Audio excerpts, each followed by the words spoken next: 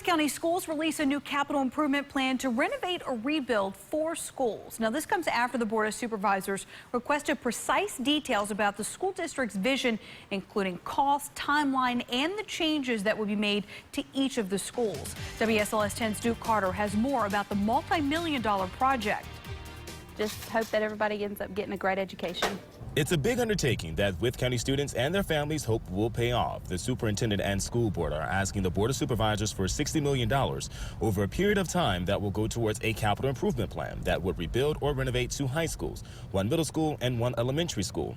Superintendent Dr. Jeff Perry says it would be split into 4 phases.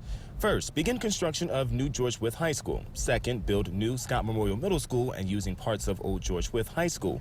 Third, begin construction of new Spiller Elementary. And lastly, renovate Fort Chiswell High School.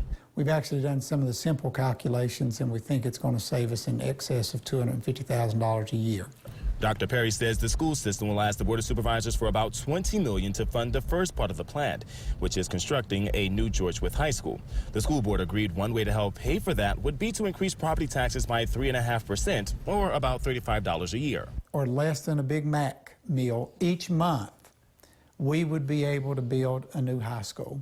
And so we think that clearly the Board of Supervisors, and I think also the school board, we have a responsibility to make sure that we're good stewards of the county's money.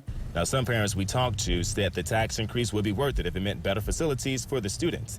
In response to the school's plan, the Board of Supervisors sent us a statement that says, in part, quote, the Wythe County Board of Supervisors fully recognizes the importance of a well-funded school system and currently fund Wythe County Public Schools far beyond the state required amount.